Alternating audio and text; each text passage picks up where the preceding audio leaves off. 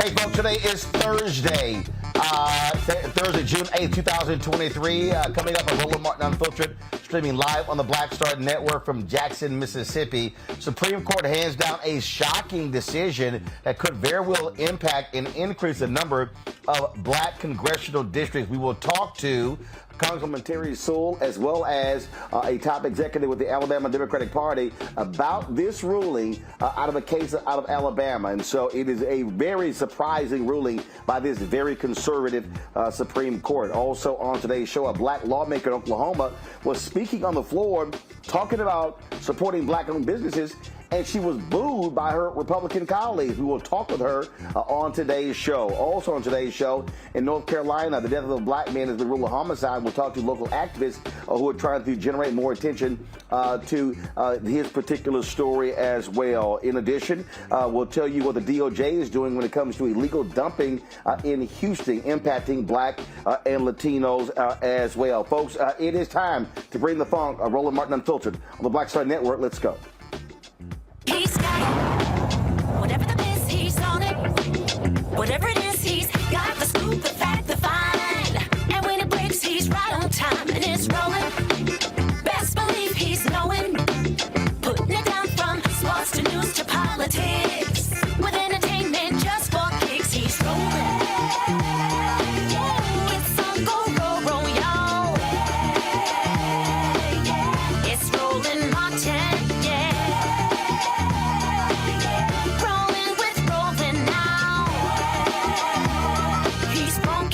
He's real, the best, you know he's Roland Martin.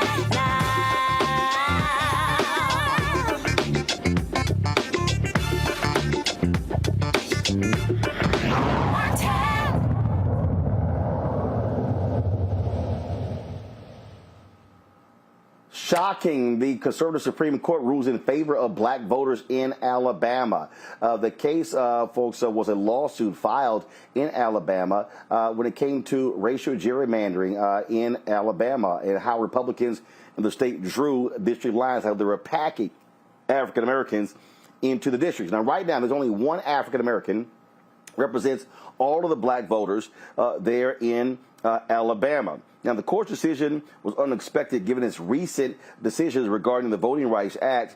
This 5-4 decision was written by Chief Justice John Roberts and was joined by fellow conservative Brett Kavanaugh, Sonia Sotomayor, Elena Kagan, and Ketanji Brown Jackson. It upheld a 3-judge panel that Alabama's congressional maps unlawfully diluted the political power of its black residents.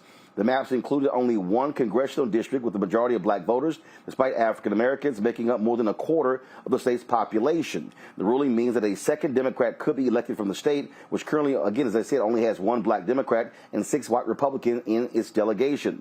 Now, no shock, Black Justice Clarence Thomas issued his own 50-page dissent arguing that the Voting Rights Act did not require the state to intentionally redraw its congressional district so that black voters could control several seats roughly proportional to the black share of the state's population. Joining us right now, folks, is Congresswoman Terri Sewell.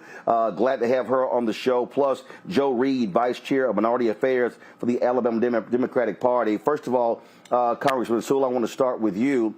Again, this is a shock. Many people expected that this conservative Supreme Court was going to side against black voters in Alabama.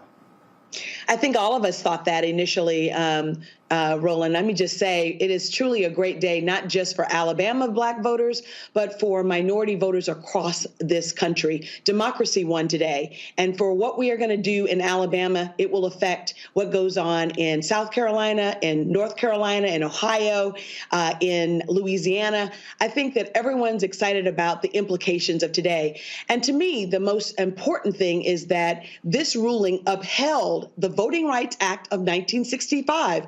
They actually use the Section 2 of the Voting Rights Act to make this ruling. So they actually upheld the law this time and followed the law instead of retreating and taking away voting rights. They actually applied the law.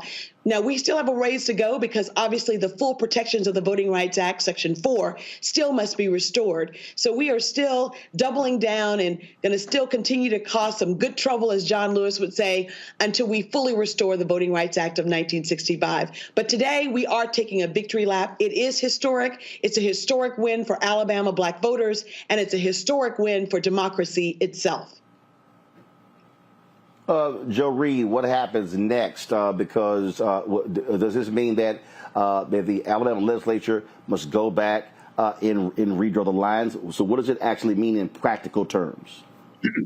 Well, first, I think we have to wait and see what the court is going to command. I mean, the 3-judge court, even though we won the case, I have not read the entire opinion, so I don't know what the Supreme Court said that may be different than what I'm about to say. But as I understand it, the 3-judge court would have to set the timelines. Now, it did before. When it passed its first ruling, what the Supreme Court said was Alabama had 11 days to draw a plan, because Alabama did not draw a plan. It appealed the case, and we know the results now. So that's number one. I think the local court would have to make that determination as to when and why and what when it comes down to this final decision. Now, in the meantime, the Alabama Democratic Conference, the Black Democratic Caucus of Alabama, we have already drawn 2 black districts. And we want to have them ready because the state of Alabama may or may not draw any. Now, we introduced these plans in the Alabama legislature, but the Alabama legislature did not do anything with it. So we are ready to go again with 2 majority black districts, and that as soon as the legislature convenes, if there is a special session, because our legislature adjourned on yesterday. So to come back into session, the governor have to call a special session. Of course, the governor can do that. In the meantime, if there are no plans drawn, then we're going to advance our plan regardless. If the legislature comes into session, we're going to introduce it. If the legislature does not come into special session, then we'll go into court and ask the three-judge court to take our plan, because we believe we have a near perfect plan. We are going to review a couple of other things in one of the congressional districts we've drawn, but we think we got a good plan, but certainly we think our plan will become the gold standard. So anybody who comes up with another plan, we are going to insist that their plan, if it's adopted, is better than our plan, because we think we have a very, very good plan, and we think we can elect one additional congressperson. We have one already in Congressperson Sewell. So we don't need to look for one more, and we think we can elect somebody in that district black, and that's going to be very.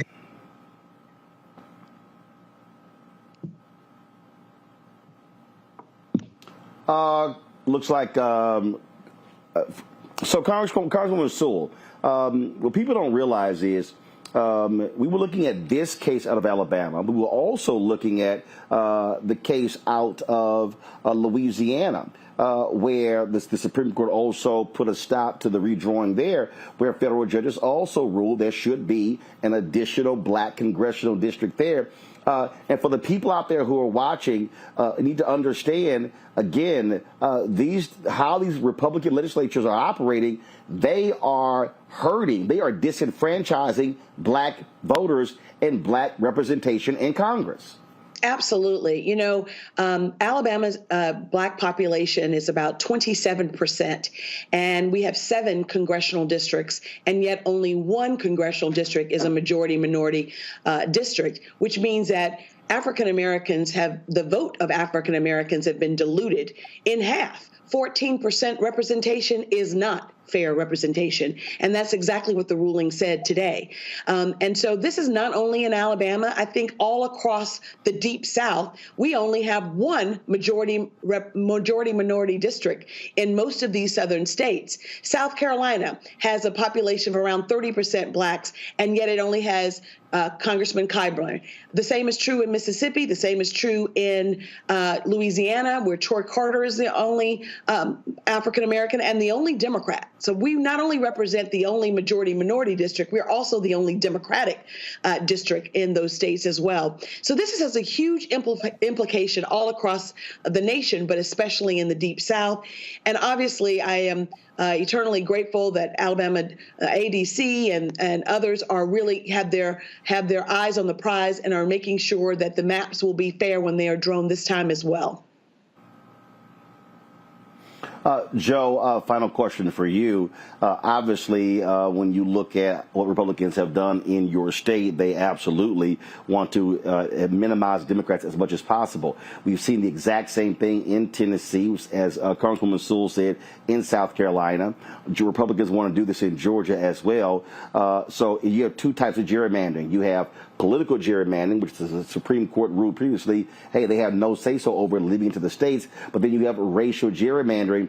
And so the racial gerrymandering, if it wasn't for the VRA, we would see totally different districts right now in North Carolina. And so the Voting Rights Act is hanging on by a thread. Yes, but today's ruling really gave it a shot in the arm, because it did tell us that some of the Supreme Court judges are sensitive and still recognize and can recognize and can read. The Fifth Circuit said one time, figures speak. When they do, courts listen. So there are judges on the bench now at the Supreme Court level recognizes that figures are speaking. I think Congresswoman Sewell just pointed out about the 14%. Now, that tells us that somebody's reading. Hopefully we can get more of them to read like the 5 judges who ruled in this case today. So yes, we got to keep the prize in front of us. We got to know who the enemy is. We got to always know, and we got to know one thing: we have to fight like hell to get it. We're gonna have to fight like hell to keep it.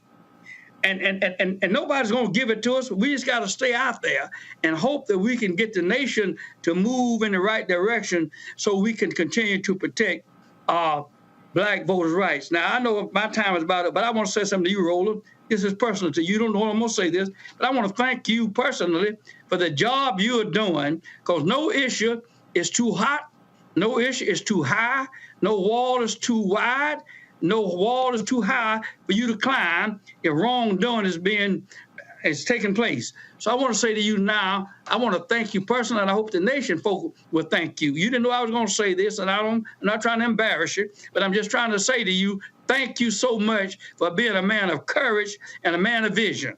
Amen. I second that. We're very happy that you're always on the case. We're very appreciative. I certainly appreciate those kind words, and thank you for both of you for coming and joining us today on Roland Martin Unfiltered. Thanks a lot, and congratulations.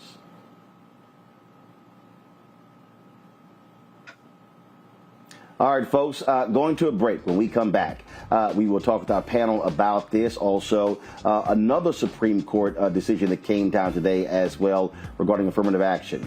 You're watching Roland Martin Unfiltered right here on the Black Star Network.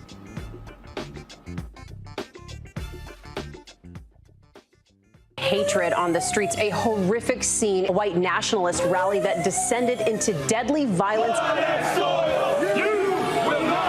White people are losing their damn minds.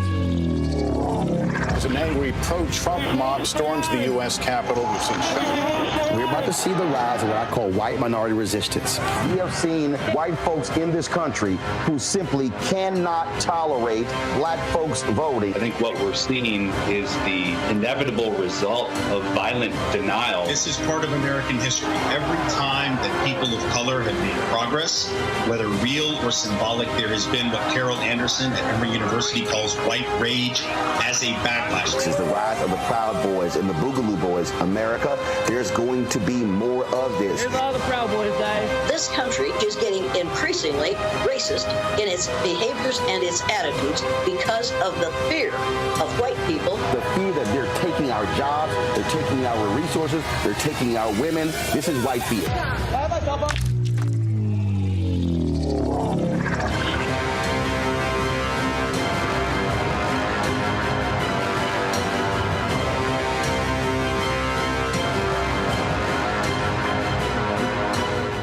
Black Star Network is here.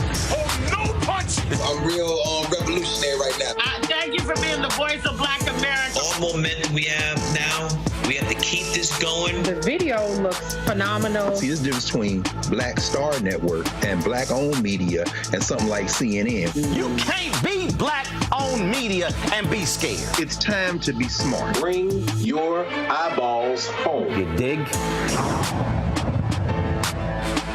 Farquhar, executive producer, Proud Family. You're watching Roland Martin Unfiltered.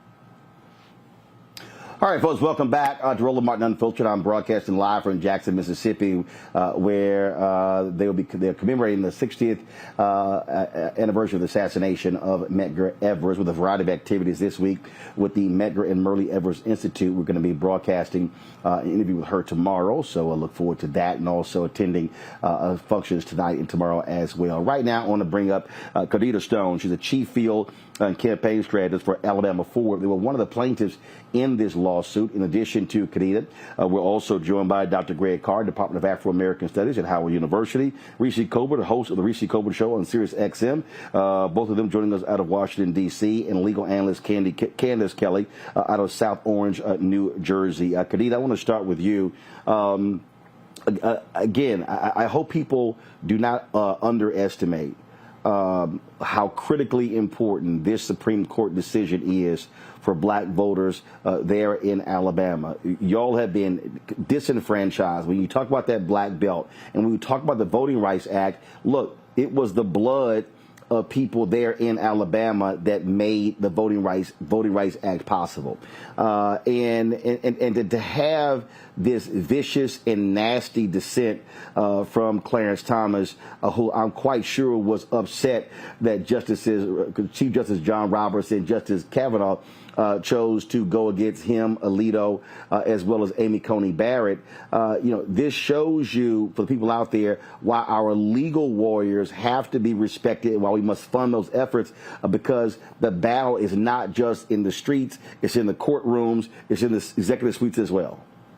Yeah, first I just want to say thank you so much, Roland, for having me. And I want to give some context about the case and how we got here. So for folks that's listening, Alabama has 7 congressional districts, and each one of those congressional districts represent 14% of the population. And when the 2020 census came out, it was found that Alabama had a population of 28% Black people. And so if you do, like I just said, each one of those congressional districts represent 14% of the population. If you do the math, 14 plus 14 is equally 28, and that should equal 2 congressional districts. And so what we were asking for wasn't anything out of the picture. It was just simple math. We were asking for what we were owed. And what the Alabama legislature decided to do was just give us 1 congressional district and pack all Black voters into Congressional District 7. And so what that did was it was a direct violation of Section 2 of the Voting Rights Act. And Section 2 of the Voting Rights Act says you cannot discriminate based upon race in any voting procedure.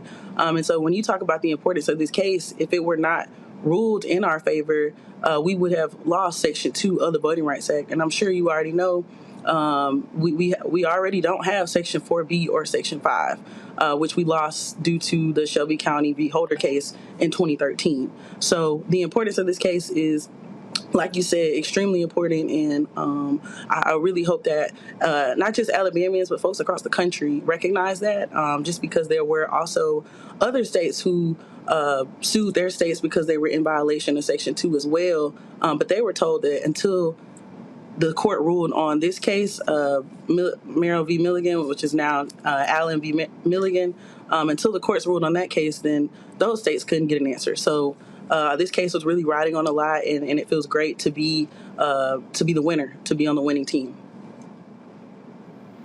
And when we talk about representation, we're talking about billions of dollars in resources that come from having that representation, and by having more than one African American, what it also does is it means also respect. For those voters, because right now to be grossly disrespected by packing nearly every Black person into one district, it shows how shameful Alabama Republicans are. Yeah, it's definitely, when they decided to pack all Black voters into one district, it was definitely a dilution of Black political power. And when we don't have that representation, our worldviews aren't shared at the table. The way we feel about things, the things that we need in our community are at the table. And when we aren't at the table, we don't have a seat at the table. The only thing left for us is to be on the menu. And so it feels nice to not be on the menu now for once, and to actually be a part of that table and have a 2nd congressional district drawn for Alabama. Greg Carr, I want to go to you again. That vigorous dissent of Clarence Thomas shows exactly what kind of petty man that he is. Well, Clarence Thomas is being consistent. Clarence Thomas, as far as he's concerned, and I did read the dissent, his and Alito's, as well as Roberts' 34-page majority opinion, and the small concurrence that Kavanaugh led. Clarence Thomas is being consistent. As far as Clarence Thomas is concerned, the federal judiciary has no place in redistricting. He reads Section 2 of the Voting Rights Act and the enabling constitutional amendment, the 15th Amendment, to say that the 15th Amendment and the Voting Rights Act, Section 2, guarantee access to the ballot and voter qualification. He reads that very narrowly. In other words, as you said a moment ago, political gerrymandering isn't covered under Section 2, according to Clarence Thomas's world. I think what we saw today was absolutely a victory, but it was a temporary victory. As you heard Joe said, now they got to redraw the maps. And then the other cases can go forward.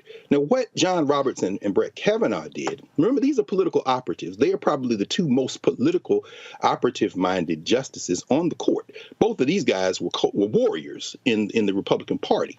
Johnny Roberts pumped the brakes today because he sees a little country falling apart.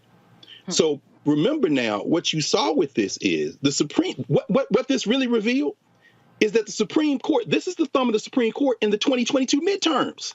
They said today that the maps that they allowed to go in place, which robbed the Democrats of some congressional seats in the midterms, are invalid.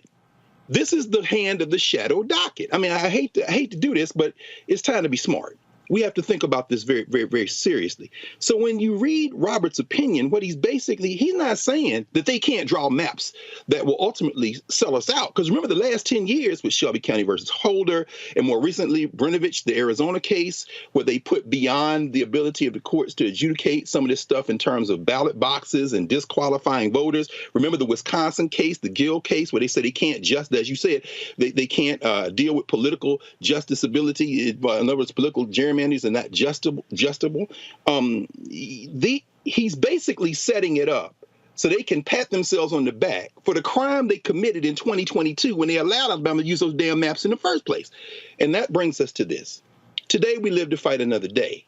But make no mistake about it. The sentiment to eviscerate the Voting Rights Act still lives. All they did today is say, Alabama, go back, draw the maps, bring them back. We'll see next time. We have to be smart about this today. Right. Candace, your assessment. Well, Greg is absolutely right. And one of the things that we need to do, as you said, the legal warriors that get into court and really make the arguments, that's where it really matters. You have to look at Clarence Thomas's case. He essentially is saying that the Voting Rights Act has no teeth and that it does not prevent gerrymandering at all.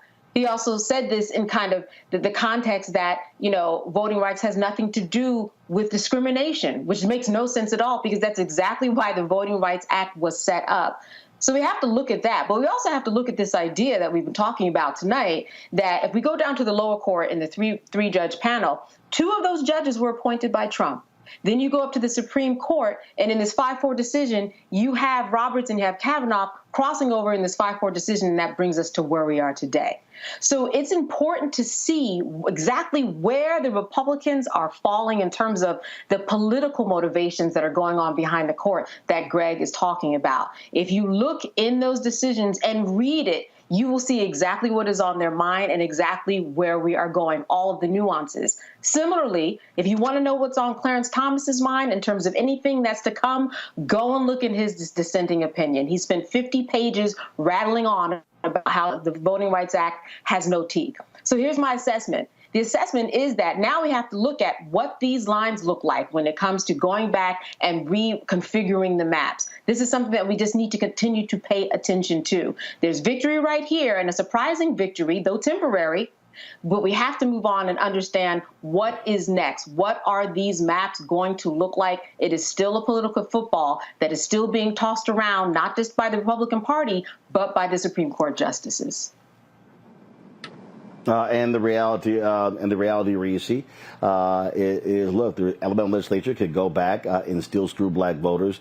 But this is why we also make the point constantly in this show, why voting is critically important and why judges matter. Yeah, absolutely. I mean, I think the reality is that the Supreme Court has a legitimacy problem when they overturned Roe v. Wade, when they've done all of these very extreme far-right opinions. And so now what they're trying to do is trying to seem just a little bit more reasonable without necessarily restoring the teeth of the Voting Rights Act. As Dr. Carr said, and as Candace said, we live to fight another day. But as you just pointed out, Roland, we still are at the whims of the Republican Party to actually draw maps that are actually legal. And we've seen the Supreme Court either drag their feet in enforcing or actually make it so that these maps, even if they are completely gerrymandered, even if they are completely racist, don't necessarily get thrown out. And so we have an important victory here today that will open up the door for more challenges.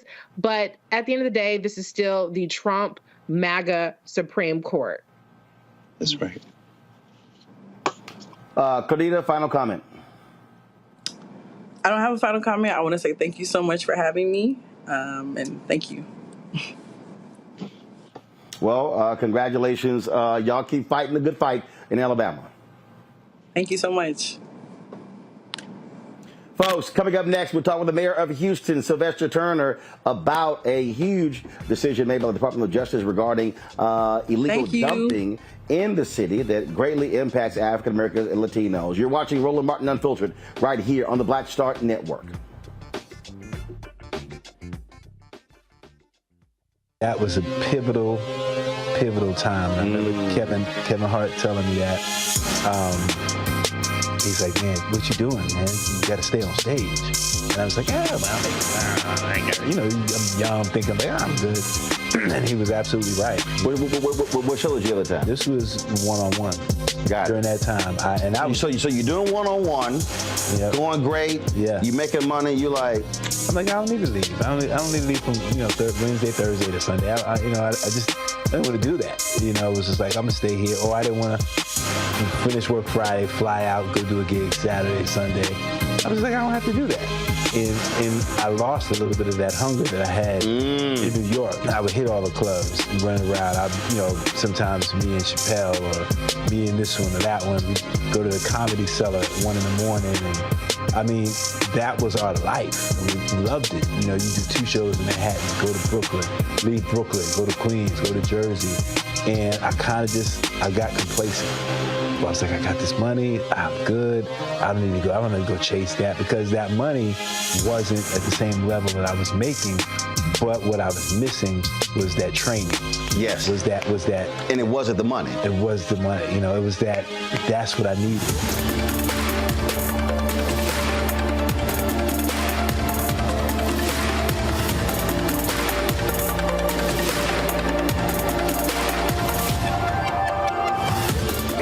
On the frequency right here on the Black Star Network. Shanita Hubbard. We're talking about the ride or die chick. We're breaking it down. The stereotype of the strong Black woman. Some of us are operating with it as if it's a badge of honor. Like, you even hear Black women like aspiring to be this ride or die chick, aspiring to be this strong Black woman trope at their own expense. Next on the frequency right here on the Black Star Network. Hey, what's up, y'all? I'm Devon Frank. I'm Dr. Robin B., pharmacist and fitness coach, and you're watching Roland Martin Unfiltered.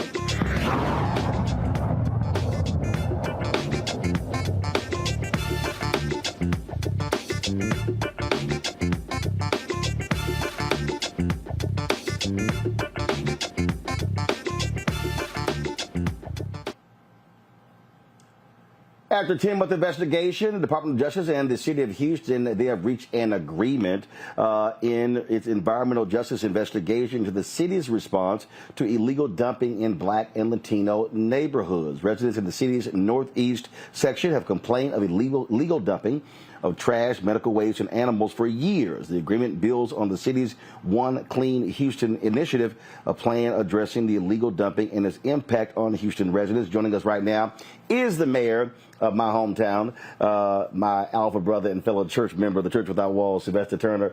Mayor Turner, glad to have you on Roland Martin Unfiltered, Frat. So let's unpack this. What actually is this agreement? How does it help residents? Well, essentially, Roland, and look, it's good to be with you. Good to see you again. When I came in as mayor, I said I didn't want to be the mayor of 2 cities in one. And quite frankly, there's been a lack of investment and resources put in many of these communities that have been underserved and under-resourced. And so from day one, we've been focusing on addressing these neighborhoods.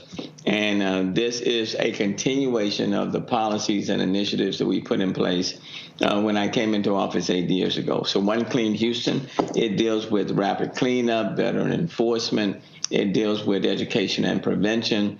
It's putting in place a number of resources and dollars in order to address illegal dumping by third parties, I might add, in communities of color, where people either don't respect these communities, or in some cases, there are people who are dumping in these communities and they live in these communities. So we're spending about $18 million and more to put forth initiatives in place to clean up these neighborhoods. So how do you stop it? I mean, obviously, people are just doing whatever. And so what type of enforcement to prevent the illegal dumping from happening? Well, it's a multiple approach. Number one, we are working to quickly to clean up these dump sites when they are occurring, when people engage in illegal dumping. So we're doing that. But on the prevention end, the enforcement, we are beefing up the number of inspectors. We are putting in a hell of a lot more cameras, for example, to augment these inspectors and what they're doing to try to catch these repeat offenders. And then at the same time, we're educating folk. Number one, don't be dumping in your own neighborhood, because in many cases, people are dumping within 3 miles of where they live. And then at the same time, we want to discourage people who are coming from outside of these communities. And in many cases, they are businesses that are dumping in communities, primarily communities of color. So we're taking a very holistic approach. And then at the same time, we have put in place what I call my complete communities. We've identified 10 neighborhoods. We did that when I came into office about 7 years ago, where we are investing in many of these communities where there has been a lack of investment and a lack of resources. So we have to tackle it on multiple fronts. So, and so you're obviously in your last year, and when we talk about again, illegal dumping, you've had housing issues, economic issues. This clearly is something that you really want to have in place before your term ends. Well, yeah, and let me just say, I disagree with the Department of Justice in their initial move in this regard. I made that very clear from day one. It is not that we have not been investing in these communities. We have. I still live in one of these very same communities that we are talking about. But in this case, we have third parties who are either bringing their trash and dumping primarily in communities of color. Or we have people, businesses that are living, let's say, within 3 miles of where some of this illegal dumping is occurring. So these are third-party perpetrators. This is not where the city itself is dumping. But we want to be very intentional in our efforts to address it, to keep it from happening, to educate, to have rapid responses, because no one deserves to be living or going to church or walking to school or driving by illegal dump sites in their communities or in their neighborhoods. I got it. We understand that. Many cities are facing this problem. But having said that, we don't want it happening in the city of Houston. Final point, I'm looking forward to coming back home next Saturday. The Black Star Network is going to be hosting an event at the Power Center focused on the future of black economic freedom. Mary, you'll be there as well. I look forward to our chat there. We got some business owners who are going to be there, and we also have a huge announcement we're going to be making. We're not going to make it right now, but you and I will be unveiling that next Saturday, June 17th at the Power Center in Houston, 12 to 4, folks. It is free, open to the public. We will have food and refreshments, but we want you to RSVP, and so please do so. So, Mayor, look forward to that conversation next Saturday. Thanks, Roland. And look, you're from here. You're never forgotten Houston, H-Town. You've been a champion for this city. So let me thank you on that front. But then let me just thank you for being a voice for all of us across this country. I mean, you have utilized your gifts, your talent, your influence to make things better. And we are proud of you and what you do, and look forward to having you back in Juneteenth, matter of fact, as we make a big announcement. All right, Mayor Turner, we appreciate it. Thanks a lot. Thank you, man. All right, going to go to a break. We're going to come back, talk to our panel, because this environmental racism, this environmental issue is critically important. And I know somebody might be at home going, I mean, God, how sexy is such as illegal dumping. But when you talk about how our communities are impacted, the health of our communities, how, all these things matter. And so we also need to be advocating for those of us who are in neighborhoods to be community watchdogs to make sure it does not happen. So we'll unpack that when we come back right here on Roland Martin Unfiltered on the Black Star Network. If you're watching on YouTube, hit that like button. We want to make sure that we're over 1,000 likes. We want to try to hit 2,000 likes every single day, so it impacts the algorithm, which impacts the revenue that we're able to generate.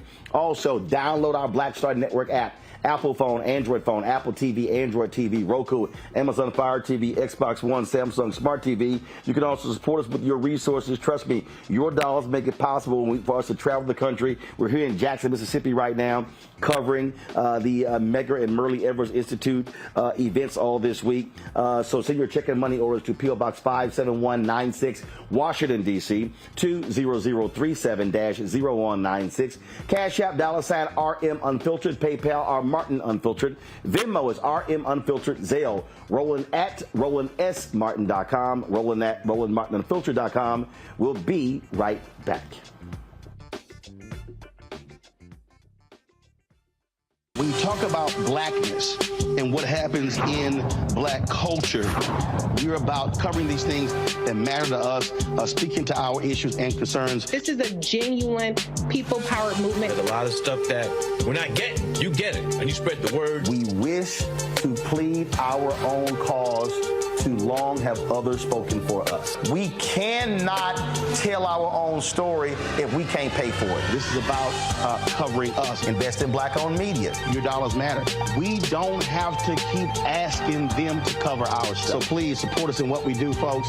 We want to hit 2,000 people, $50 this month, raise $100,000. We're behind 100,000, so we want to hit that. Y'all money makes this possible.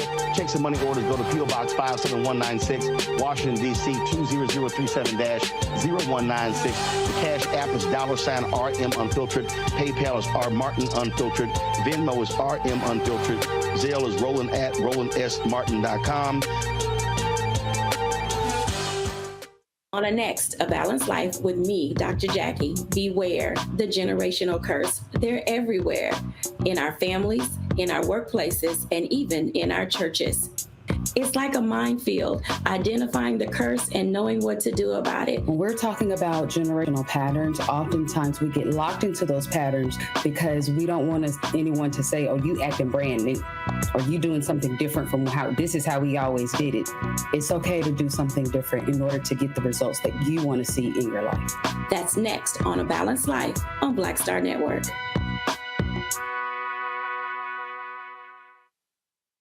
Sherry Shepard with Sammy Roman. I'm Dr. Robin B., pharmacist and fitness coach, and you're watching Roland Martin Unfiltered.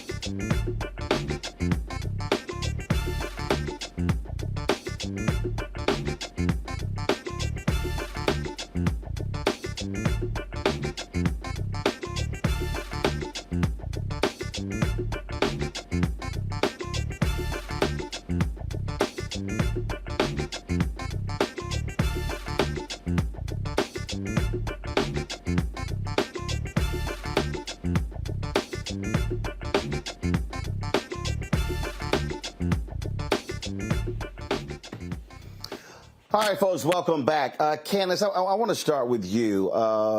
We talk about environmental racism, and when we're talking about our neighborhoods. We're talking about how our neighborhoods look. We're talking about property values.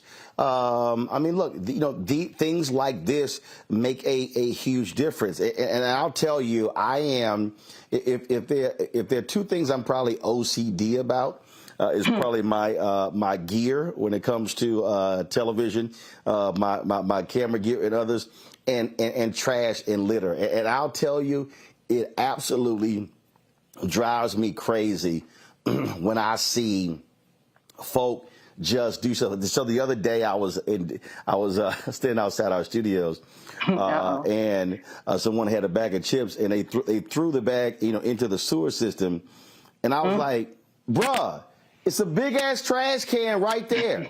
I'm like, well, what in the hell made you think the sewer system is where you throw a bag of chips away? I'm like, it's a big, like literally the trash can wasn't even 20 right damn there. Feet. So it was so when you look at, so you talk about how our neighborhoods, are impacted, by illegal dumping. I mean, that impacts the economics and the health of our communities.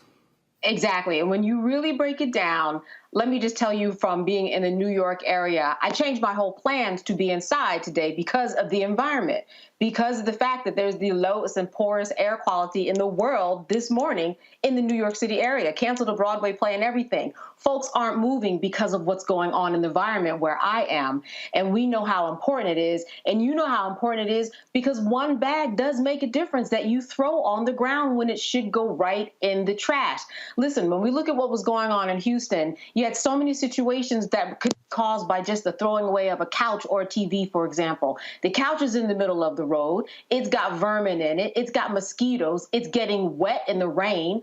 It's also maybe clogging up a system where then you have the whole water system that's clogged. Then you have the value of the property going down because of the fact that you've got all this garbage out there. So you are correct. When we talk about the environment, it may not be so sexy, but it's also really not sexy when you come outside and there's a heap full of garbage outside, or you can't see the sun because the sun is covered in orange glaze. It should not smell like a small cookout every time that I go out, and that's what's going on today. So the environment is very important, and it's something that people need to take more seriously. Here's one thing that I don't understand, Roland, though, and I know that there have been so many years, all the way up to the point where a resident in Houston, an organization, had to file a lawsuit and get the DOJ involved. How is it that in 2023 we don't know how to stop the dumping? And I know you asked that question, but if you have an area that has so much dumping over a week, put a police car there for 24/7.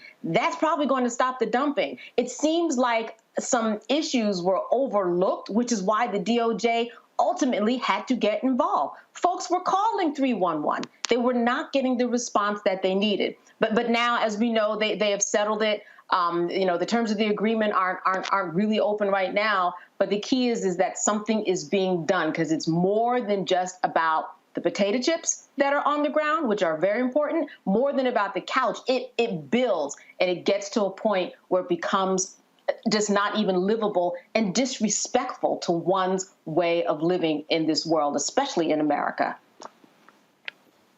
This issue of our environment, Reese, is huge. Candace talks about what is happening there in New York City with the air, which is being impacted by Canadian wildfires.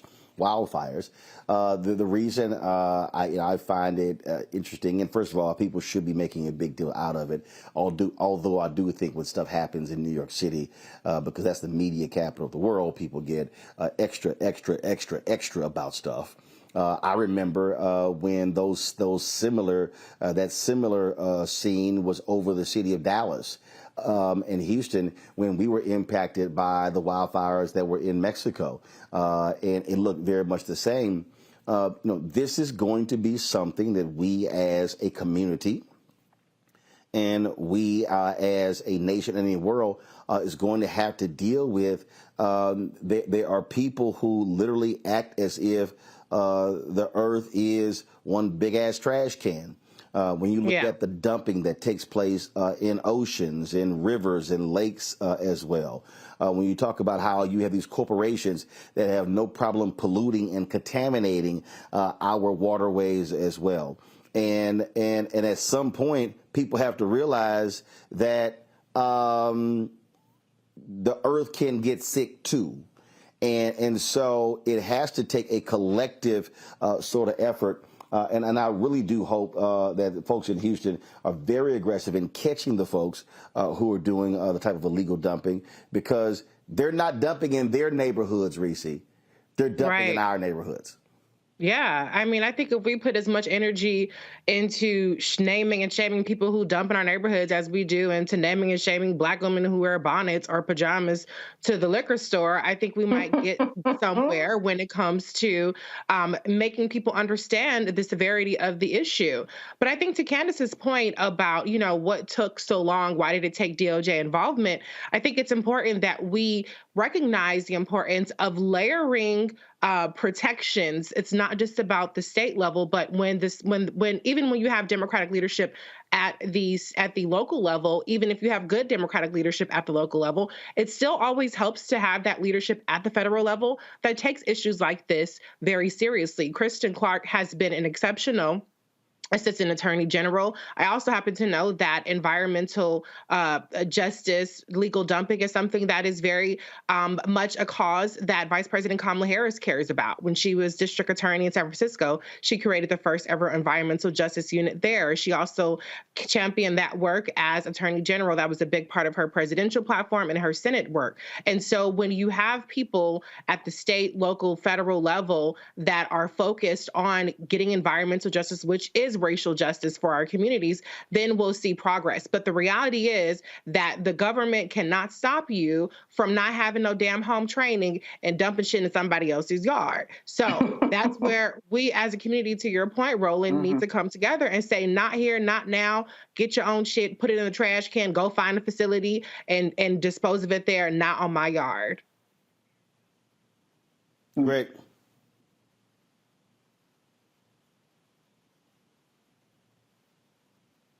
Greg? Is it Greg on mute? Yeah, I'm sorry about that. Yeah, thank you. Yeah, right there in your hometown, Roland, of course, you have Dr. Bullard, Robert Bullard, over there at Texas Southern, who's often called the father of environmental justice. One of his best-known books, of course, is his book, Dumping in Dixie, where he talks about that. I mean, this has been a long-term problem. And picking up exactly where Candace left off, I mean, it relates to this smoke. Here in the D.C. area, woke up with this haze. Philly, tomorrow, public schools are going to go for remote instruction. You know, the environment is here. There's a recent book that Paul Finkelpin has just written called The Earth Transformed. He's at Oxford in England. And his thesis, after 600 pages, is very simple. As you said, the earth can get sick. But guess what? If human beings are the cause of that, the earth will simply get rid of us.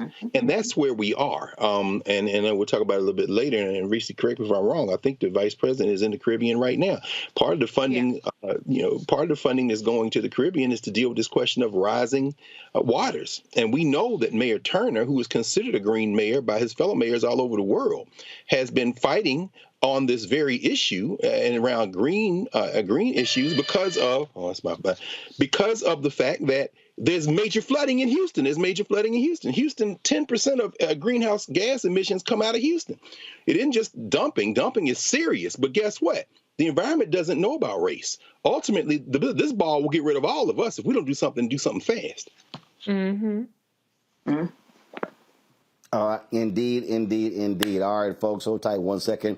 Got to go to a break. When we come back, more on Roland Martin Unfiltered here on the Black Star Network. Don't forget, folks, again, support us in what we do. First, if you're watching on YouTube, hit that like button. The same thing if you're watching on the OTT app, if you're watching on Facebook and the other platforms as well. And so please do that. 2, download our app. we should easily be at 100,000 downloads. Right now, folks, we are approaching 1.1 million YouTube subscribers. I would love to have more than 1 million people actually downloading our app. That is, of course, we own it, we control it, allows for us to be able to showcase our content as best that we can. You can do so on your Apple phone, Android phone, Apple TV, Android TV, Roku, Amazon Fire TV, Xbox One, Samsung Smart TV. Speaking of Amazon, you can also watch our 24-hour, 7-day-a-week streaming channel right there on Amazon News by just simply clicking, go to Amazon Fire, go to Amazon News, and you can watch our channel, not just this show, but all of the content that we have on the Black Star Network, including live news conferences, things along those lines. And, of course, you can support us with your resources by joining our Bring the Funk fan club. Your dollars make it possible for us to do what we do. So please support us by sending your check and money order to P.O. Box 57196, Washington, D.C., 20037-0196. Cash App, $RM Unfiltered. PayPal, R Martin Unfiltered. Venmo is RM Unfiltered. Zelle, Roland at RolandSMartin.com. Roland at RolandMartinUnfiltered.com. We'll be right back. On the next Get Wealthy with me, Deborah Owens, America's Wealth Coach, are you working hard and yet your performance doesn't reflect your paycheck? On the next Get Wealthy, you're going to learn some savvy career moves so that all your efforts actually show up in your bank account. Joining us is the founder of a career network, and she's going to share the 3 R's of accelerating your financial growth. Here's a tip as well. If you are an individual contributor and you desire to be a leader, do the work where you are now. Because if you do the work where you are now, when you do reach the level, you'll be prepared to stay there. Right here on Get Wealthy, only on Black Star Network. Next on the Black Table with me, Greg Carr. The enormous impact of race, education, and affirmative action in America, and how, believe it or not, white America is starting to feel a little bit of the pain. Dr. Natasha Waraku joins us with a case study of one suburban community and how it reacted when the minority students started to excel. And most people didn't say this explicitly, but was that, the academics standards are getting higher in part because of the Asian kids, and that is making our kids really stressed out. So we need to reduce the amount of homework teachers are allowed to assign. She shares a perspective that you don't want to miss. That's on the next Black Table, only on the Black Star Network. Bruce Smith, creator and executive producer of The Proud Family, Louder and Prouder, and you're watching Roland Martin Unfiltered.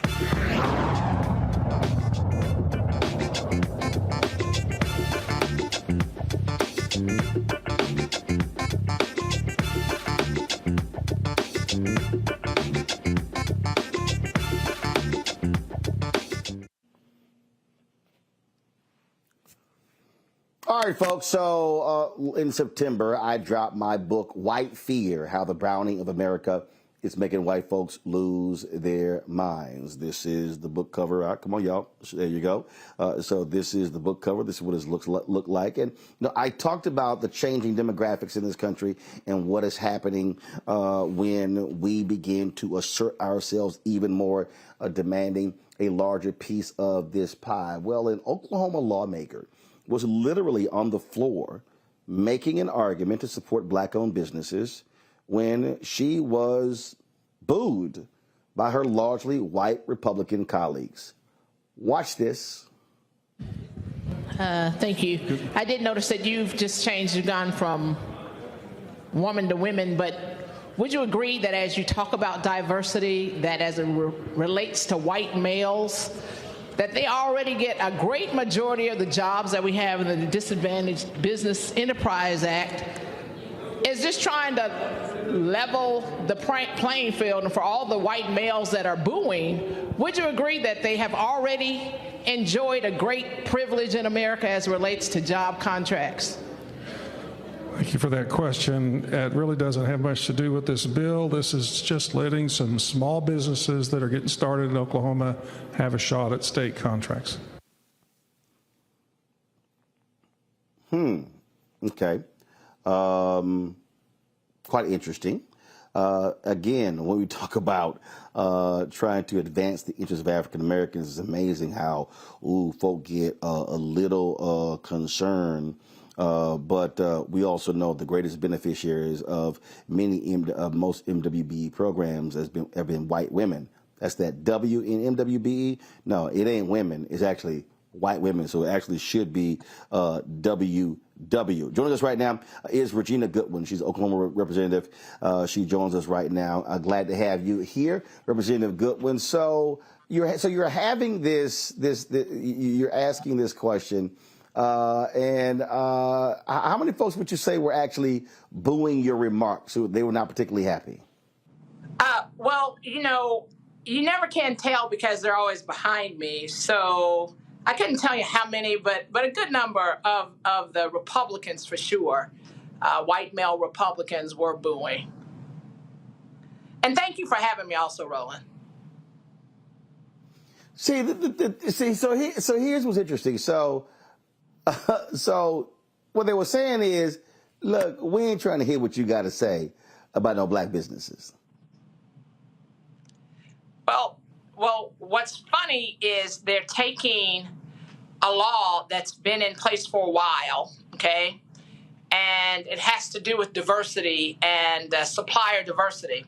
So what they're doing is they're taking a law that already exists and they were trying to carve out a space for white folks. That's what this is about.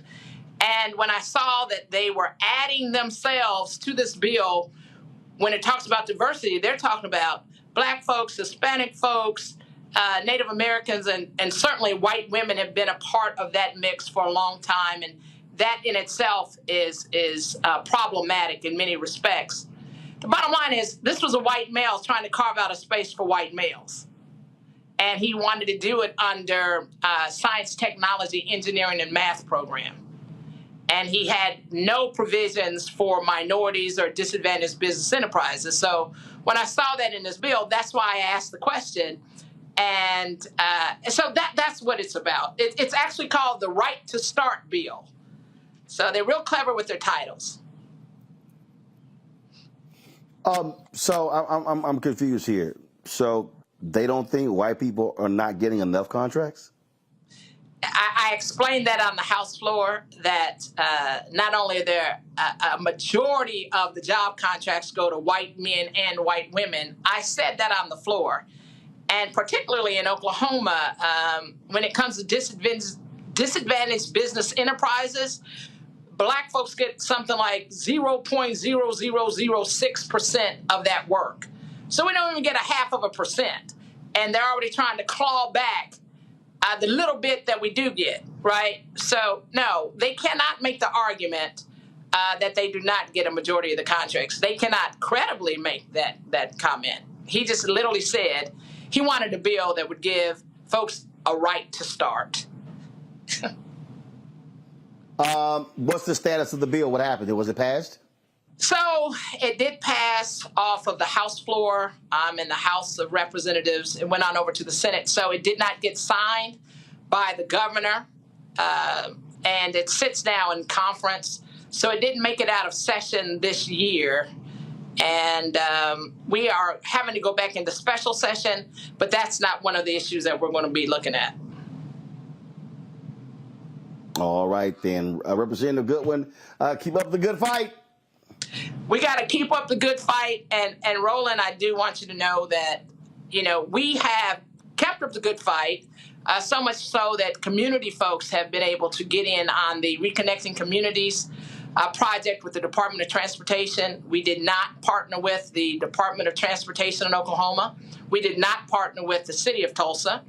And we are certainly going to make sure that we have a representative number of capable disadvantaged business enterprises, particularly black folks, that will be in on those projects. So a lot of work to be done, but we're going to keep up the good fight. And thank you for having me. All right. All right, then. Keep it up. We appreciate it. Thanks a lot. Thank you. See, this right here, Greg, is something that it sort of just jumps out at me. You know, it's a lot. I love jousting with a lot of these people who love to hop on my page in my social media and telling me why am I not discussing reparations every single day? Why am I not advancing it? And then my response to them always is, do you have anything to say about when we're, one, actually highlighting Black-owned businesses, two, fighting for the existing contracts right now? Federal government spends $560 billion a year on contracts. Black people get 1.67% of those contracts. I talk about the advertising industry, $322 billion. Folk don't want to deal with that. That's the money, Greg. There are billions being spent on those city, county, state, federal level. Folk don't want to talk about that money.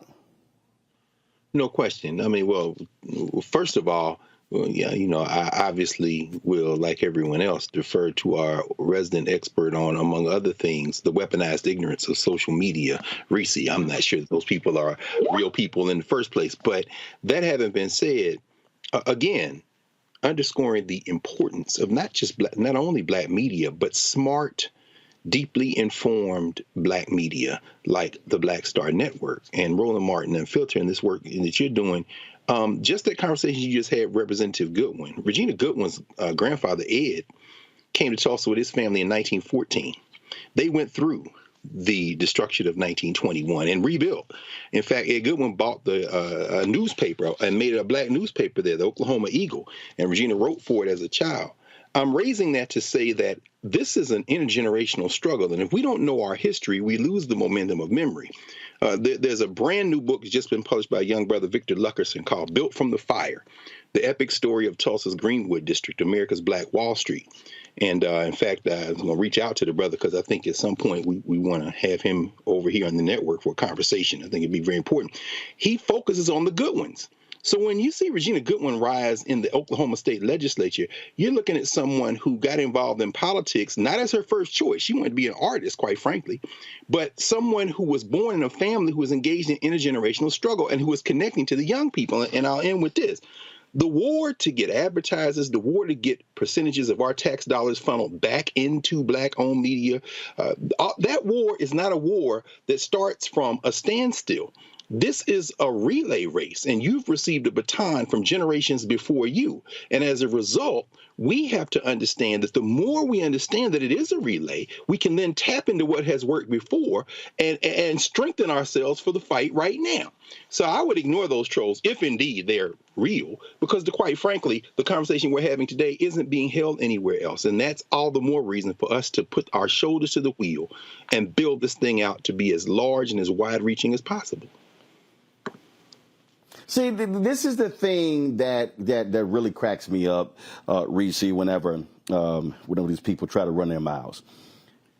Like, I'll literally hit them with, do you know how much money school districts are spending? Mm-hmm. Do you know how much money city government is spending? Do you know how much money county government is spending? Do you know how much money state government is spending? Do you know how much money the federal government is spending? Do you know that the U.S. Department of Agriculture actually has the largest bank out of all federal agencies? That the USDA has a bank that funds stuff that other banks won't fund? There's a reason. There's a reason why a white man, a white member of Congress, once told David Scott, if there's one thing you can bank on, there will never be an African American who is the committee chair of the Agriculture Committee. Well, when Democrats took control of Congress, David Scott became the first Black chair of the Agriculture Committee. That's where the money is. Right. And the thing that just trips me out when I listen to all these ridiculous people, man, Black folk, we got to do for self, which I don't disagree with. But what I explained to them is, how are you going to totally ignore the money that is being spent that we as black people are contributing to? I'm in Jackson, Mississippi right now. Black folks in Jackson are damn near funding the entire state of Mississippi. Right.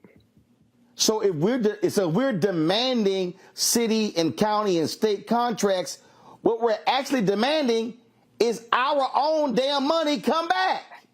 Hello.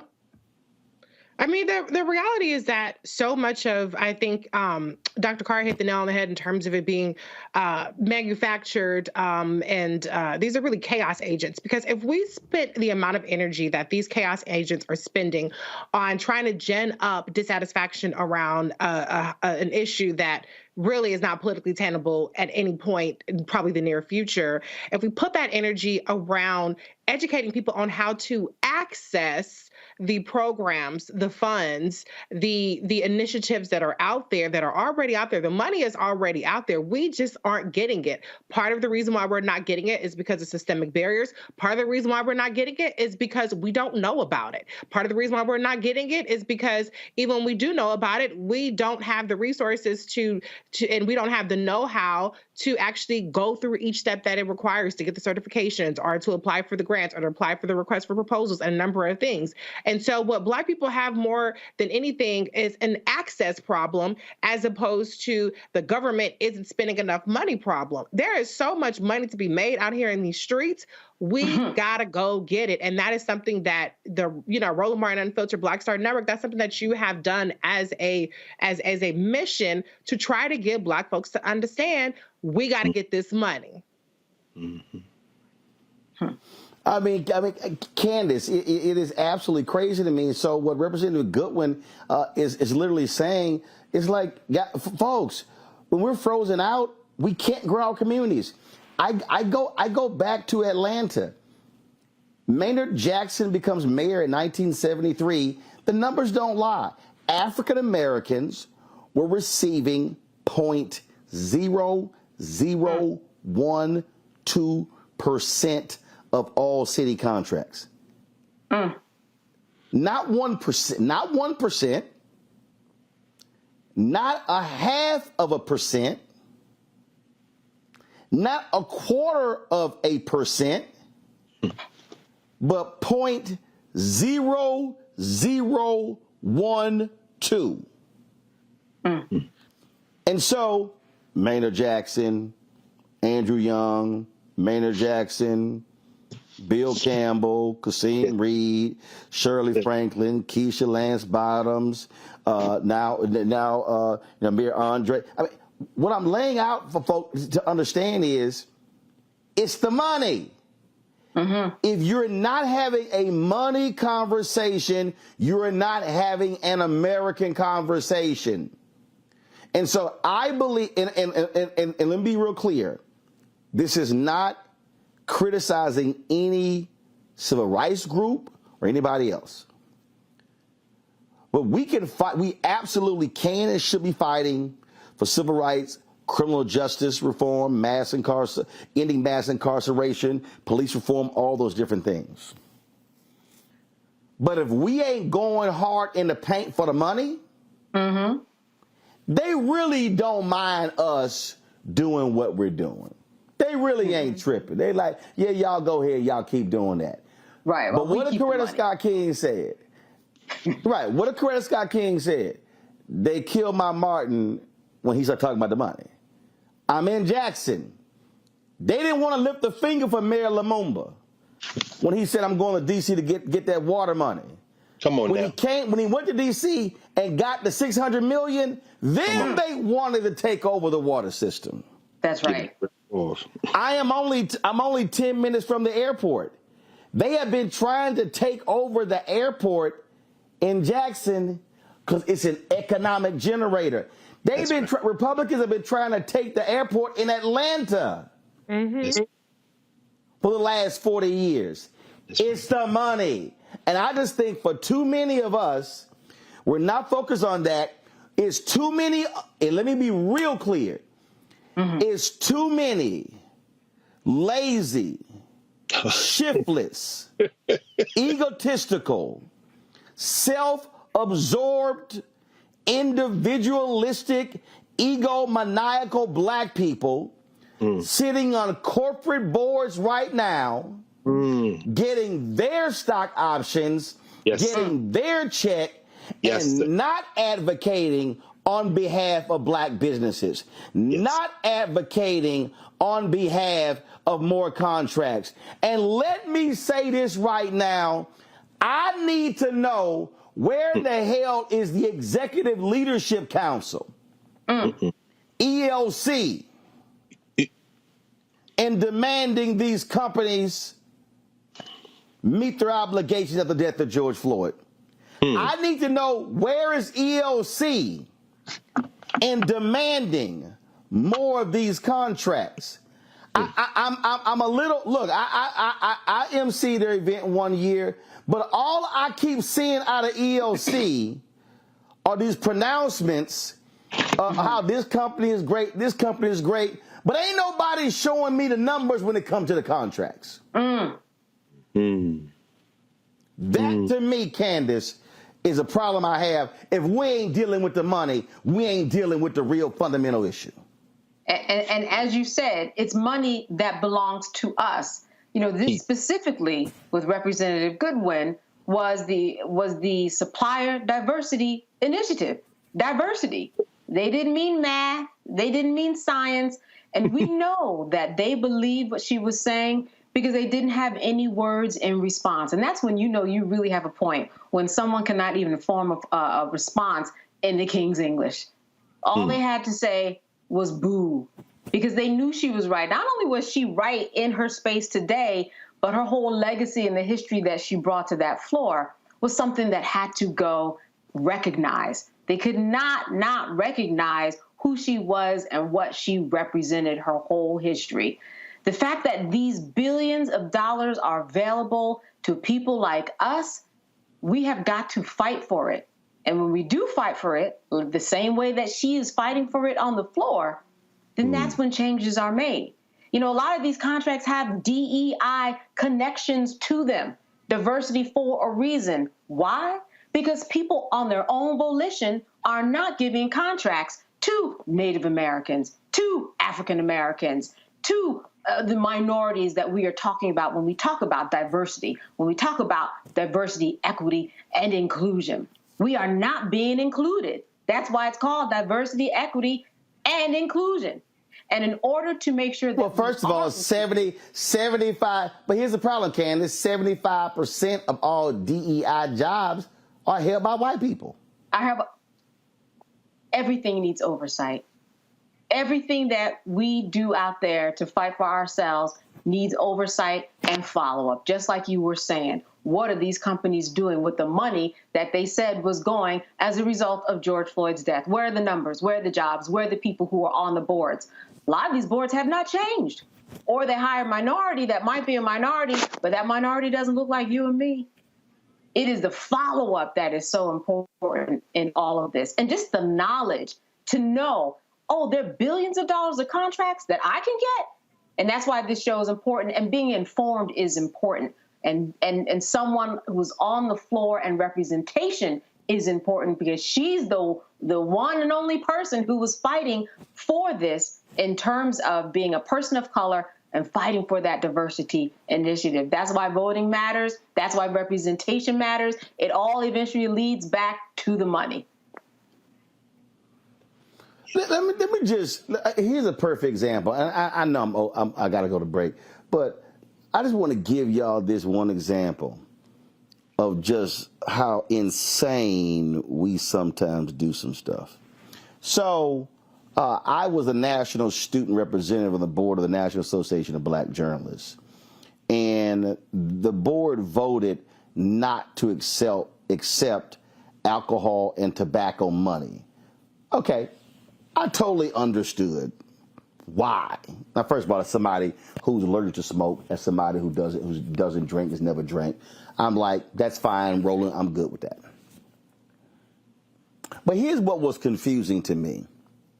And Greg, Candace, and Reese, y'all gonna get a kick out of this one.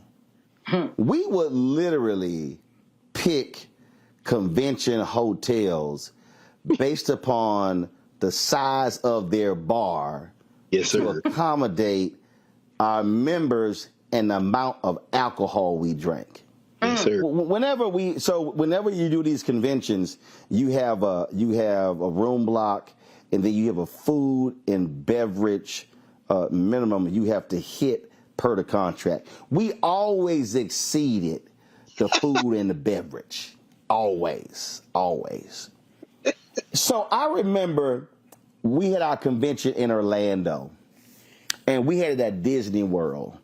And I swear, every 100 feet, it was a bar or like tubs that had alcohol in it. And again, I don't drink. And so I was just sort of struck by, damn, why are we not taking alcohol money, but we damn sure spending a lot of money on alcohol? So the next day we have a business meeting, and so this is the one time the membership we can literally override anything the board does at the membership meeting. So me being an astute politician, I was no longer on the board, but I know how to count votes. We had this really contentious issue, and a lot of people left the room.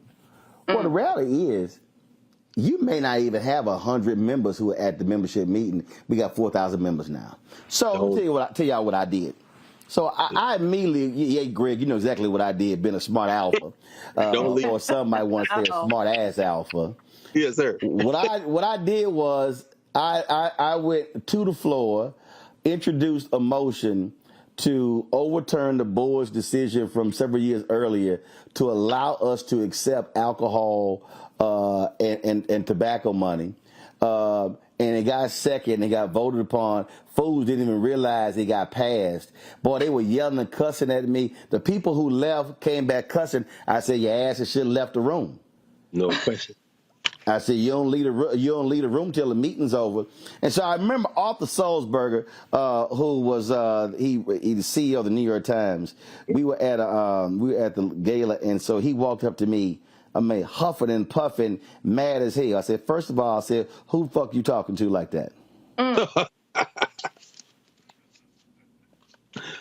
That's exactly what I told him. I said, then I said, if you got a problem with this here, I said, why don't you increase the amount of money you, the New York Times, gives to us to replace whatever alcohol or tobacco money that might come in?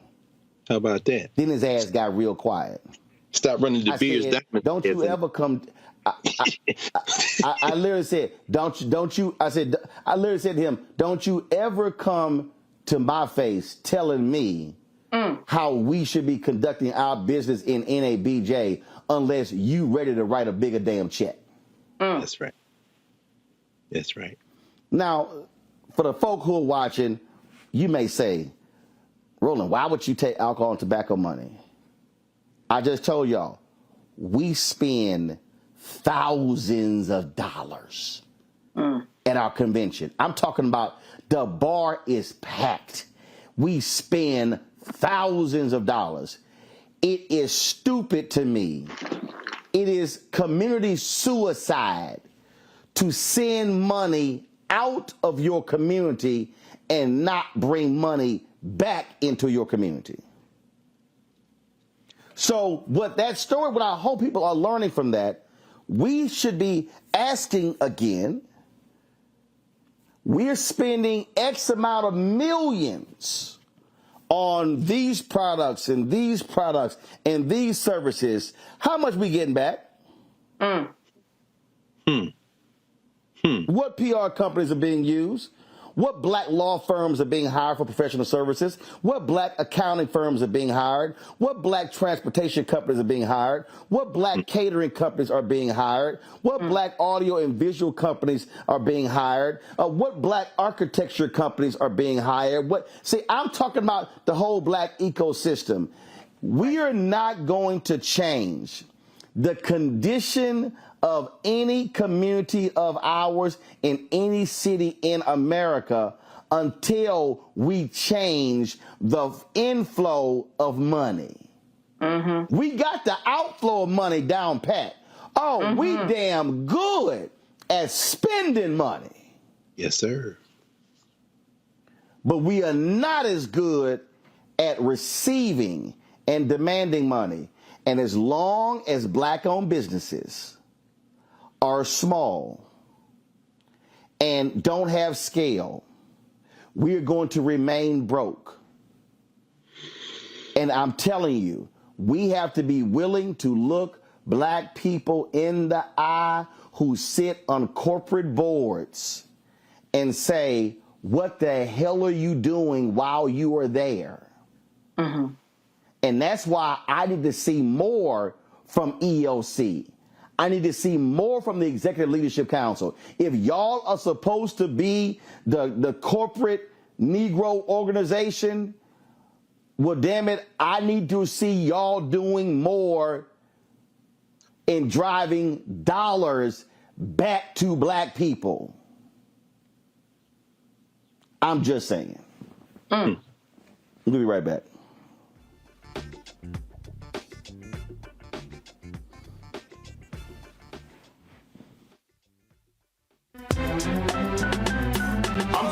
Muhammad, live from LA.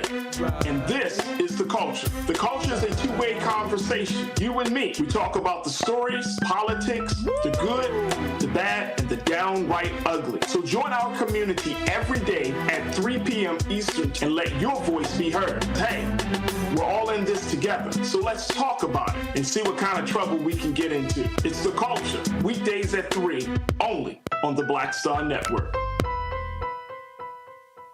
Hatred on the streets, a horrific scene, a white nationalist rally that descended into deadly violence. White people are losing their minds.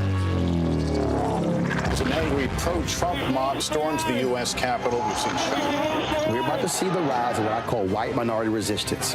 We have seen white folks in this country who simply cannot tolerate black folks voting. I think what we're seeing is the inevitable result of violent denial. This is part of American history. Every time that people of color have made progress, whether real or symbolic, there has been what Carol Anderson at Emory University calls white rage as a backlash. This is the rise of the Proud Boys and the Boogaloo Boys. America, there's going to be more of this. Here's all the Proud Boys, guys. This country is getting increasingly racist in its behaviors and its attitudes because of the fear of white people. The fear that they're taking our jobs, they're taking our resources, they're taking our women. This is white fear.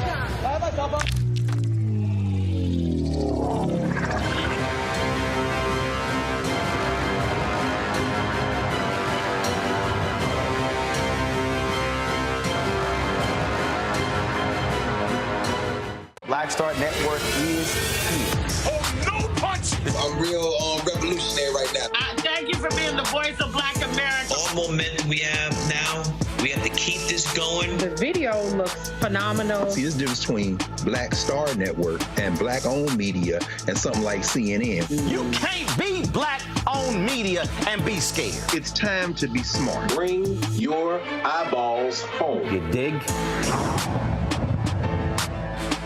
Me, Sherry Shepard, and you know what you're watching, Roland Martin Unfiltered.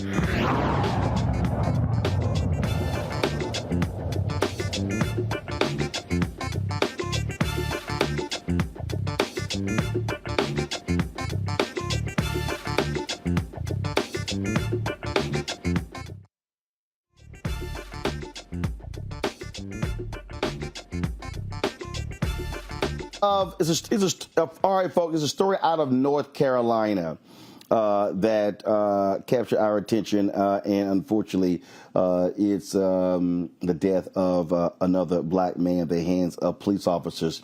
The Raleigh Medical Examiner's Office had determined that Daryl Tyree Williams died from sudden cardiac arrest in the setting of cocaine intoxication, physical exertion, conducted energy weapon use, and physical restraint. Daryl and a friend were sitting in a parked car on January 17th when police approached the vehicle, conducting what Raleigh police call preventative policing.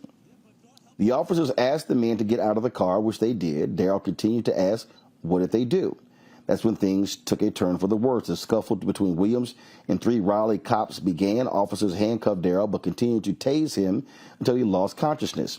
He repeatedly told the officers that he had heart issues. Williams died in the hospital an hour later. 6 officers are on leave as the State Bureau investigated the incident. The SBI has submitted its case file to Wake County DA Lauren Freeman, who will determine whether criminal charges are appropriate. To discuss this, we're joined now by Kerwin Pittman, social justice activist. Kerwin, so I'm trying to understand something here. What the hell is preventative policing? So preventative policing is nothing more than a fancy name for Raleigh's own stop and frisk. And so what this means and what I mean is that Raleigh police officers will literally walk up to people and just start asking them questions and then try to search these individuals, whether you're in a vehicle or you're just out on foot. And so it's nothing more than Raleigh's own version of stop and frisk, plain and simple. Okay, so Daryl and a friend were in a car. Where were they? Were they on the street in front of the home? Were they in a restaurant parking lot? Where were they and what were they doing? They was actually in a car in front of a gaming shop, and they was actually inside of the car talking, doing nothing more than talking, wasn't bothering anybody, was actually on private property of this business, and so law enforcement just decided to walk onto the private property of this business and start to ask them questions, and initially open their door and just try to figure out a way to really instigate the situation and really mess with these individuals, and this is what they term as proactive patrolling or preventative policing. Obviously, you're going to have police say, well, you know, he had cocaine in his system, but I'm still stuck on why would you just walk up to somebody for no apparent reason and then, I mean, they have to be doing something. You must be observing them doing something. These two were just in the car talking? These two was just in the car talking. Daryl Williams was doing nothing more than being a black man in Raleigh, North Carolina, and in America. And of course, we know that is justification enough in their eyes to stop black and brown individuals and really escalate situations, harass them, and whatever the case may be. And so it is an extreme sad situation. Daryl Williams lost his life in a manner like this. Any word in terms of how long a DA is going to take to review this investigation file? So the DA normally takes 30 days, right? So Raleigh Police Department has a history of brutalizing, terrorizing, and murdering black and brown citizens. And not one time out of any of those incidents has the DA came back with a decision to charge any of these officers. So normally these findings take 30 days after the autopsy is released. But it will surprise me if she decides to do anything, even though we can clearly see that is criminal negligence on the part of Raleigh Police Department at play from all angles. All right, Kerwin Pittman, we certainly appreciate it. Thanks a lot. Thank you. Candace, I want to go to you. Preventative policing? You can't call it preventative policing, but it doesn't prevent a death. That's not policing. That makes no sense. The other thing about this is that you had someone that told these 6 police officers, I believe, that he had a heart condition. Why do you have 6 police officers holding down one man? Now, according to the report, in terms of his autopsy, he was obese. He had a heart problem.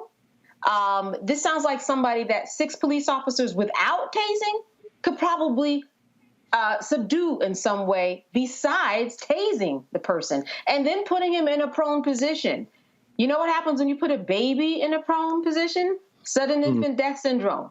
That's why they say you don't put anybody, not even a baby, adult, nobody, on their front for that long. So how all all of this is something that these police officers did not know going in, I cannot understand. Now, unfortunately, what might happen, just like the previous guest said, is that in 30 days, there may not be any type of charge. This was deemed a homicide, which is a simple killing of one person of another. It's nothing criminal about it yet. There are no charges that have been filed. But what's going to happen here potentially is that they're going to look at the fact that there were drugs in his system. They're going to look at the fact that he did have a heart problem. They're going to look at the fact that he was obese and that there were these other contributing factors to his death. What they have to do is the first thing that you were talking about, and they meaning the attorneys for his family, is they have to prove that this was just an unlawful approaching of the car to begin with. If he was just sitting in there being black in America at 2 a.m. in the morning, 5 a.m., it doesn't matter. He has the right to do that. And that's where I think that the police will have a problem in this process. Mm-hmm. Reese. I mean, I just don't understand how, we've seen traffic stops. We've seen, accusations of a crime being committed, escalated, and none of those were justification for executing a person.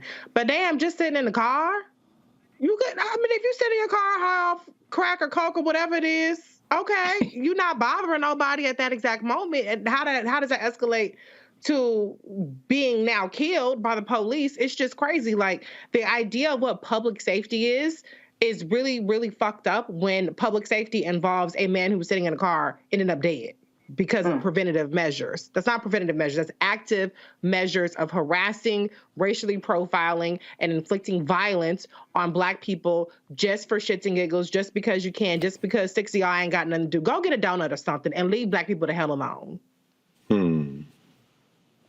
Greg? Absolutely. In a second Biden-Harris administration, Merrick Garland can be excused from his non-service, and Kristen Clark should be the Attorney General of the United States. She should be on speed dial. I know Al Sharpton likes to say that Ben Crump is Black America's Attorney General, but I think that Kristen Clark, in many ways, is Black America's Attorney General. Back in April, Rolling Stone ran an article on the Raleigh police and this funky little ass unit they got called the Department's Vice and Selective Enforcement Unit, their version of SWAT, where they running up in houses looking for drugs. Pattern in practice? Come on, Deputy Attorney General Clark. Come on, sister. We know what you do. We know how you get down, and you've been incredibly consistent. It's time to open up a can of whoop ass in the city of Raleigh. And that's all I got to say about that. Folks, hold tight 1 second. Got to go to a break. We can't come back. We've got more news, particularly some breaking news regarding Donald Trump. I'll explain in 2 minutes. You're watching Roland Martin Unfiltered on the Black Star Network. That was a pivotal time. I remember Kevin Hart telling me that. He's like, man, what you doing, man? You got to stay on stage. And I was like, I'm young, thinking, I'm good. And he was absolutely right. What show did you have at the time? This was one-on-one. Got it. During that time. So you're doing one-on-one, going great. Yeah. You making money. You like. I'm like, I don't need to leave. I don't need to leave from Wednesday, Thursday to Sunday. I didn't want to do that. It was just like, I'm gonna stay here. Or I didn't want to finish work Friday, fly out, go do a gig Saturday, Sunday. I was like, I don't have to do that. And I lost a little bit of that hunger that I had in New York. I would hit all the clubs, run around. Sometimes me and Chappelle or me and this one or that one, we'd go to the Comedy Cellar at 1 a.m. And that was our life. We loved it. You do 2 shows in Manhattan, go to Brooklyn, leave Brooklyn, go to Queens, go to Jersey. And I got complacent. I was like, I got this money, I'm good. I don't need to go chase that, because that money wasn't at the same level that I was making, but what I was missing was that training. Yes. Was that. And it wasn't the money. It was the money. It was that's what I needed.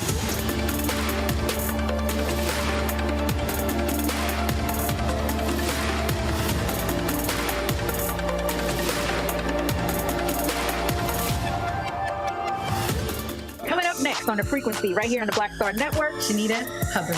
We're talking about the ride or die chick. We're breaking it down. The stereotype of the strong Black woman. Some of us are operating with it as if it's a badge of honor. Like, you even hear Black women like aspiring to be this ride or die chick, aspiring to be this strong Black woman, so at their own expense. Next on The Frequency, right here on the Black Star Network. What's up, everybody? It's your girl, Latasha from the A. And you're watching Roland Martin Unfiltered.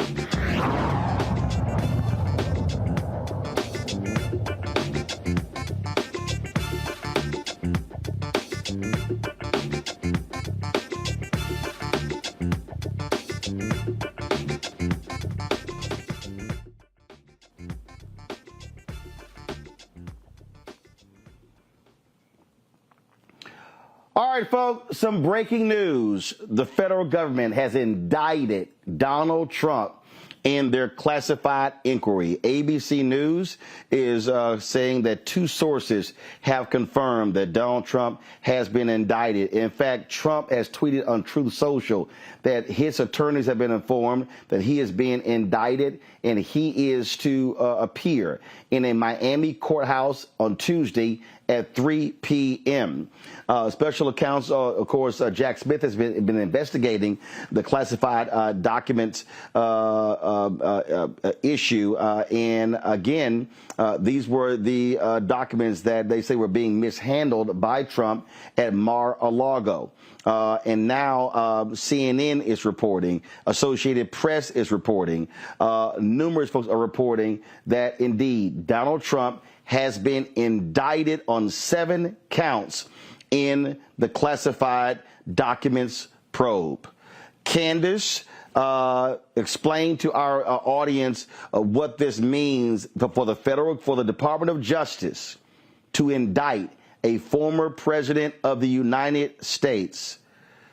You know, the feds don't just do things willy-nilly. They clearly have got the goods on Donald Trump.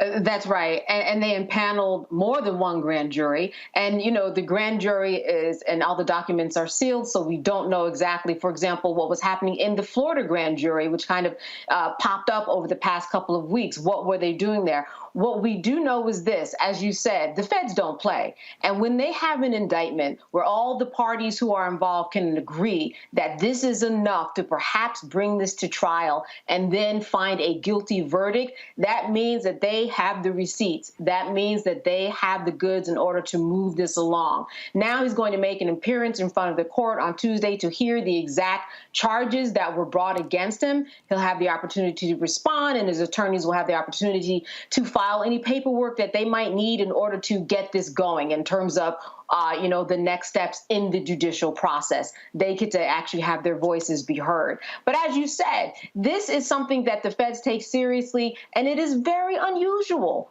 for this to happen to someone who was the former president. Of course, it has happened before. However, in this case, we know that Donald Trump did a lot of damage to himself by talking. There are recordings of him talking about having certain classified documents. He has made up untruths about how to declassify documents. You know, when I take it home, these documents, they are classified on their own. He's just making it up as he goes along, and he is providing just Christmas gifts for the prosecutors in order to make their case, and they are now opening up those gifts. And what is in it? An indictment, and that is what we're seeing, and we are not surprised.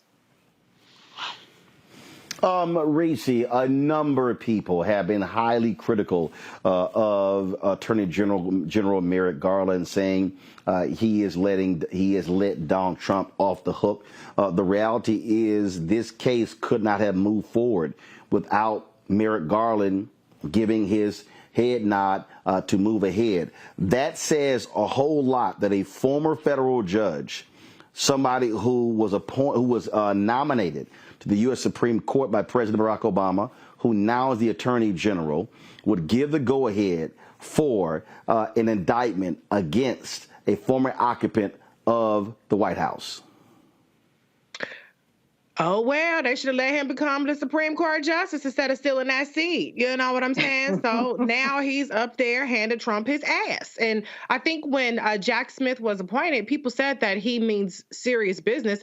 And it's clear he didn't lollygag around for years like Mueller did, acting like he didn't really give a damn about the fact that the president was a Manchurian candidate. He got right down to business. And the reality is that Trump is guilty as fuck. He's on tapes, as Candace said, basically talking about classified documents. And this is incredibly severe. I mean, anybody who's ever held a clearance knows that when your first briefing, they scare the shit out of you. I mean, if you are not scared to ever even remotely do anything that could be seen as inappropriate with classified material, then you just don't give a damn about the rule of law. And so this is a chicken's coming home to roost. And we knew during the 2020 campaign, many of us said that the biggest threat to national security is Donald Trump. And he's always played fast and loose with classified documents. He played fast and loose with people even getting classic security classifications. Remember, Ivanka Trump and Jared Kushner could not pass an independent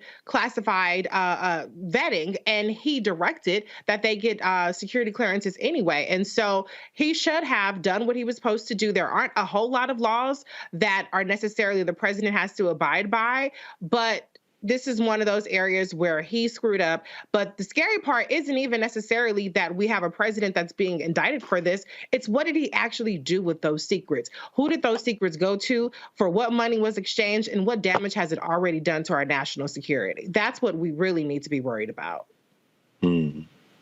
Greg, of course, Trump's lawyers were brought into the DOJ. They essentially got a heads up. They even said, more than, look, when you get called in by the DOJ, they're letting you know, yo, your boy is about to get indicted. And according to this, so this is what ABC said, quote, this is Catherine Faulders. We're learning from our sources that there appears to be at least 7 counts here. This ranges from everything from the willful retention of national defense information to conspiracy to a scheme to conceal to false statements and representations. We even have seen reports, Greg, that the feds have flipped Mark Meadows, Trump's former chief of staff, and have given him some form of immunity. Trump is already saying these are lies, this is false, all the sort of stuff like this here. It's going to be a little hard for his MAGA people to try to dismiss the actual former chief of staff, former member of Congress from North Carolina, somehow being part of the radical left out to get him. Dismiss it. They're going to run to it. You know, I keep one of these on the table, Roland. This is the Constitution of the United States. This is the qualification for being president of the United States. No person except a natural-born citizen or a citizen of the United States at the time of the adoption of this Constitution shall be eligible to the office of president. Neither shall any person be eligible to that office who shall not have attained the age of 35 years and been 14 years a resident within the United States. You can be the president of the United States in prison. Donald Trump has understood something. There is no constitutional bar to that. Let's get past even a jury conviction. If you can find a jury to convict Donald Trump, there's going to be venue changes. You got some white nationalists out there trying to get on the jury. Let's get past all that and say they put him in jail and say you got a 100-year sentence. Okay. In 1920, Eugene V. Debs, running on the socialist ticket, serving a 10-year sentence because he refused to participate in World War I, got 1 million votes, 3%. Of the president of the United States run. Now, I'm sure people have heard this 1 million times, so I'll keep this short. Donald Trump ain't Eugene Debs. Pufferfish from Florida, Ron DeSantis, Tim, mission accomplished, Scott, smiling Mike Pence, not even speed bump out of Jersey, Mr. Chris Christie. None of them, all of them, Rhonda Haley, whose daddy taught damn near 30 years at Voorhees HBCU, and she seems to have learned nothing from it, Nikki Haley. Not all of them together don't poll as high as Donald Trump by self. Donald Trump, no, run from it. He turns to it.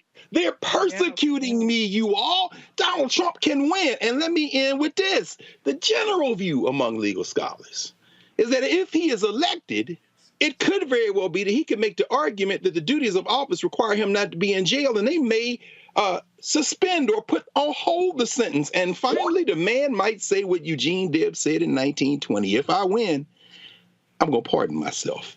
Let's strap in and see how this turns out.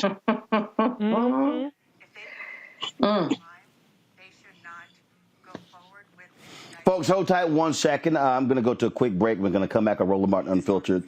And I'm going to play for y'all this clip that was in the CNN town hall where this fool, Mike Pence, who was Trump's vice president, was asked by Dana Bash about this very issue. And if y'all want to hear a weasel, you're going to hear one in 2 minutes. Back in a moment.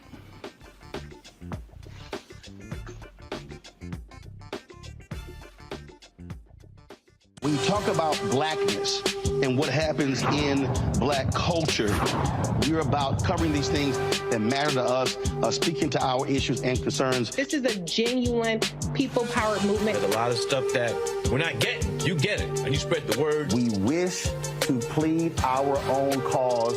Too long have others spoken for us. We cannot tell our own story if we can't pay for it. This is about covering us. Invest in black-owned media. Your dollars matter. We don't have to keep asking them to cover our stuff. So please support us in what we do, folks. We want to hit 2,000 people, $50 this month, raise $100,000. We're behind $100,000, so we want to hit that. Y'all money makes this possible. Checks and money orders go to P.O. Box 57196, Washington, D.C. 20037-0196. The Cash App is $RM Unfiltered. PayPal is R Martin Unfiltered. Venmo is RM Unfiltered. Zelle is RolandSMartin.com. On a next, A Balanced Life with me, Dr. Jackie. Beware the generational curse. They're everywhere, in our families, in our workplaces, and even in our churches. It's like a minefield, identifying the curse and knowing what to do about it. When we're talking about generational patterns, oftentimes we get locked into those patterns because we don't want anyone to say, oh, you acting brand new, or you doing something different from how this is how we always did it. It's okay to do something different in order to get the results that you want to see in your life. That's next on A Balanced Life on Black Star Network.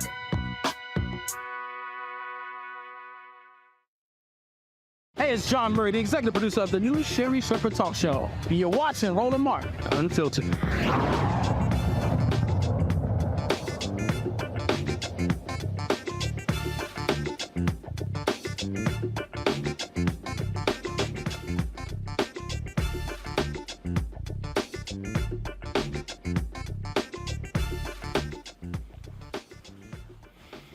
So, folks, the breaking news, Donald Trump has been indicted by a federal grand jury regarding the classified documents probe. Indicted on 7 counts. He has to appear in a Miami courtroom at 3 p.m. on Tuesday. Now, if you want to see a coward, Mike Pence is a perfect example. CNN had their town hall, and Dana Bash asked him about this very issue. Listen to Mr. Law and Order, who was running out at the mouth about how we need to be prosecuting people for guns and what's happening in Chicago. Listen to what he had to say about, his former guy breaking the law.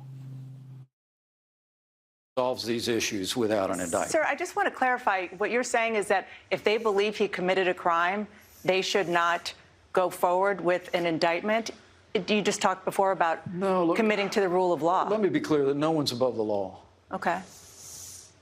But with regard to the unique circumstances here, look, I had no business having classified documents in my residence, and I took full responsibility for it. President Biden had no business having them in his residence from when he was vice president as well. And the same with former President Trump. But I would just hope that there would be a way for them to move forward without the dramatic and drastic and divisive step of indicting a former president of the United States. We've got to find a way to move our country forward and restore confidence in equal treatment under the law in this country. We really do.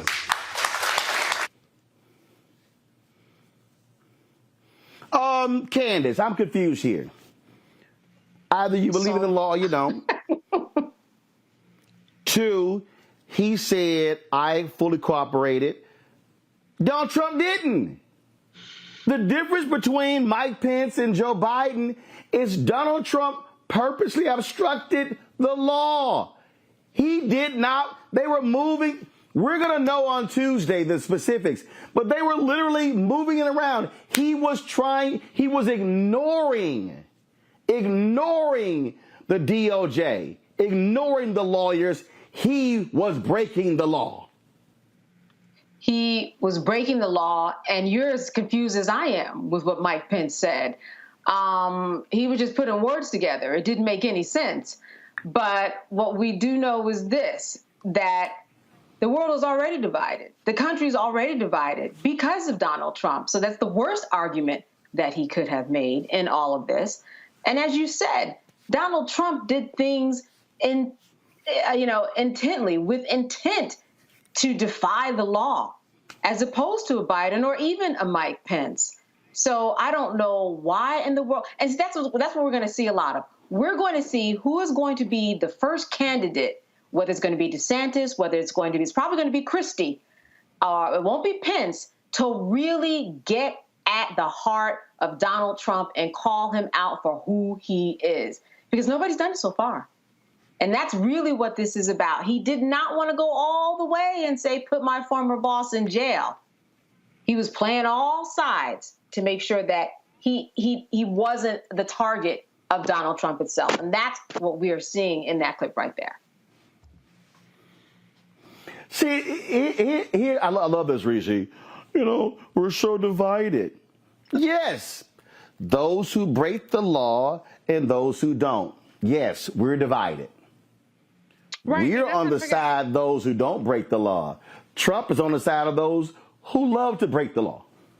And how do you prove that everybody is equal under the law by not indicting the person who's breaking the law just because they were the president? That doesn't make any sense. The math is not math of Mike Pence.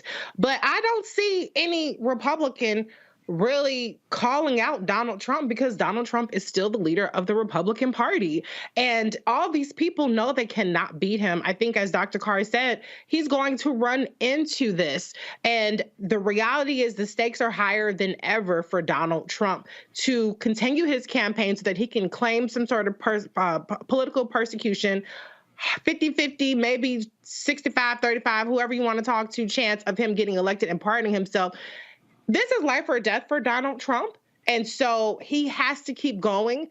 And people in the Republican Party are happy to be HUD secretary, vice president, something along those lines. And so people do not have the balls, the moral courage, or even the decency to say that a former president selling off state secrets is beyond the pale and he needs to step aside and face the music for breaking the law.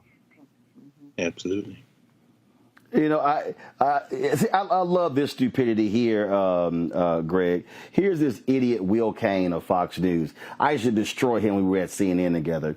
He goes, Pence not indicted, Clinton not indicted, Biden not indicted for inappropriate retention of classified documents, leading candidate for president in opposition to current regime, Trump indicted for inappropriate retention of classified documents. No, dumbass, it's for obstruction of justice. Mm-hmm. Roland, I was watching your conversation with Bill Bellamy when you were walking him through the politics of commentary and the conversation you had with Simone Sanders about her and Angela Ryan, how they let Corey Lewandowski run circles around them on a live segment on CNN. What have we learned from the first time Donald Trump ran for president? Here CNN is again, having just lost their head. Allowing these platforms for these fools to dispute his propaganda in a country that ain't that smart to begin with. Mm-hmm. And what you're basically doing is doing what they did before. This mass commercial and news entertainment media is creating a drama. This is reality television, and Donald Trump is the master of reality television. So all the logic goes out the window. What is the law? See, what you were talking with Bill about was the rules. Different than the law. See, Mike Pence, I remember one time we were down there, you were about to do News One Now, and everybody had the same green room, and Mike Pence came in there. I guess he's going to do Morning Joe. That is the whitest man I've ever seen with my own two eyes. I've never seen anybody without any pigment. You know what I'm saying? I'm like, what the hell? This guy has no pigment. I'm saying that to say that when he barges into Iowa, Tim Scott thinks he's going to get some evangelical vote. But guess what? Smiling Mike's in it now, baby. So the people who believe in Jesus, they ain't going to vote for you, Tim. You can scream Jesus till your teeth fall out, mission accomplished. But that is the whitest man that I've ever seen. He is banking on his whiteness and his onward Christian soldier shtick to get him some of that vote. But why do I put all that? It all comes down to this, though. As long as Donald Trump draws breath, in jail or out, his X factor, he might not win the presidency, but the United States is not a unique country. I know people like say it's the greatest country in the world and the best experiment in democracy. We just saw Erdogan get reelected in Turkey. He got just enough oppression in to split the vote, get to the runoff and win. As long as Donald Trump is in this mix, there is the potential for chaos, whether he wins the nomination or not. All these people are trying to angle to win a primary, but what Mike Pence is doing, this man without a country is trying to figure out a way, well, if he stumbles and if he's not going to stumble. This is about to be chaos. And every time I see Smiling Mike, there are only 3 words that come to mind. And these are the 3 words that haunt him every day.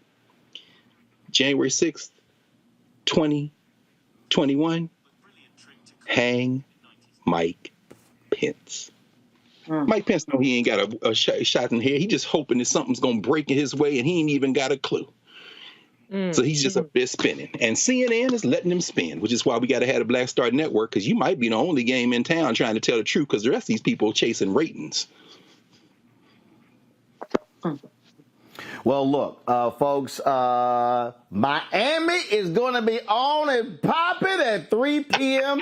on Tuesday, when Donald Trump got to walk his orange ass into a federal courthouse in Miami, indicted for the 2nd time. First, it was Alvin Bragg in New York City. Now it is Jack Smith, the special prosecutor, indicting him in Miami. The DOJ is not confirming this. The documents, the indictment is under seal.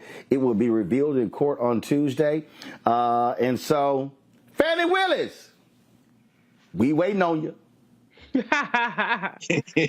We waiting on you. Thanks. Let's go ahead and go for the hat trick, make it a trifecta, and hit his ass with a 3rd indictment. It's going to be real interesting. Look, we know how he's going to respond, and we know his ignorant MAGA supporters are going to try to make every other excuse as well. But final comment here, Candace.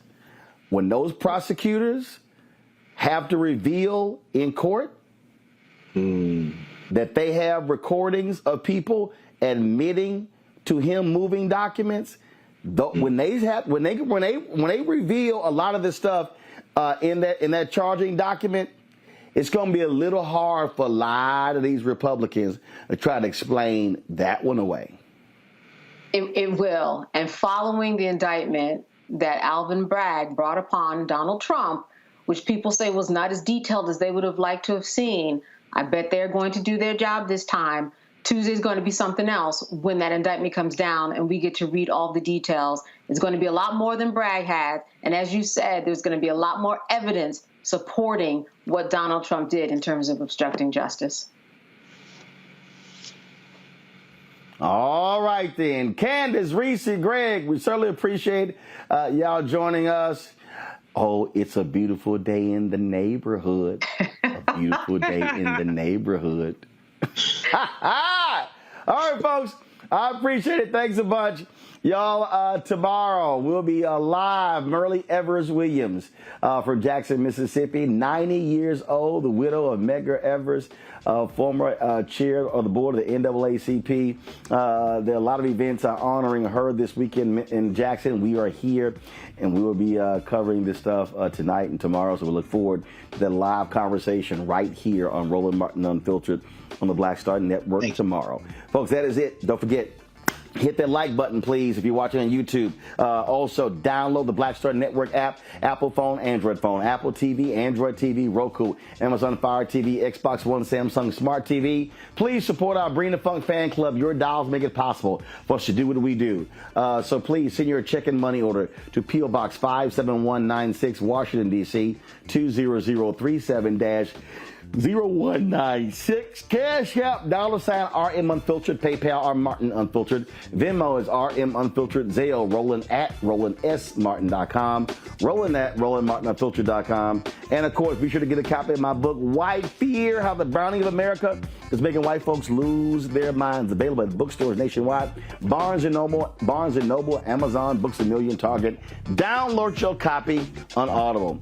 And don't forget, folks, next Saturday, I am going to be in Houston leading a forum on the future of black economic freedom tied to Juneteenth. So, folks, check it out. We're going to be there. All you got to do is RSVP. Listen, we just want to get a head count. We only have 500 seats available. We've got a number of strong black business owners who are going to be speaking, and we have a major announcement we're going to be making with Mayor Sylvester Turner. Y'all want to be there. You RSVP to info@RolandSMartin.com, info@RolandSMartin.com. Cannot wait to be in Houston. The Power Center. The Black-owned Power Center. Noon to 4 next Saturday, June 17th in Houston, Texas. Y'all better be there. Until tomorrow. Holla! Folks, Black Star Network is here. Holding no punches. I'm real revolutionary right now. Support this man, Black Media. He makes sure that our stories are told. Thank you for being the voice of Black America, Roland. Stay black. I love y'all. All momentum we have now, we have to keep this going. The video looks phenomenal. See, this difference between Black Star Network and black-owned media and something like CNN. You can't be black-owned media and be scared. It's time to be smart. Bring your eyeballs home. You dig? Pull up a chair. Take your seat. The Black Table with me, Dr. Greg Carr, here on the Black Star Network. Every week, we'll take a deeper dive into the world we're living in. Join the conversation only on the Black Star Network. Hi, I'm Dr. Jackie Hood Martin, and I have a question for you. Ever feel as if your life is teetering and the weight and pressure of the world is consistently on your shoulders? Well, let me tell you, living a balanced life isn't easy. Join me each Tuesday on Black Star Network for A Balanced Life with Dr. Jackie. We're all impacted by the culture, whether we know it or not. From politics to music and entertainment, it's a huge part of our lives, and we're going to talk about it every day right here on The Culture with me, Faraji Muhammad, only on the Black Star Network. I'm Deborah Owens, America's Wealth Coach, and my new show, Get Wealthy, focuses on the things that your financial advisor and bank isn't telling you, but you absolutely need to know. So watch Get Wealthy on the Black Star Network.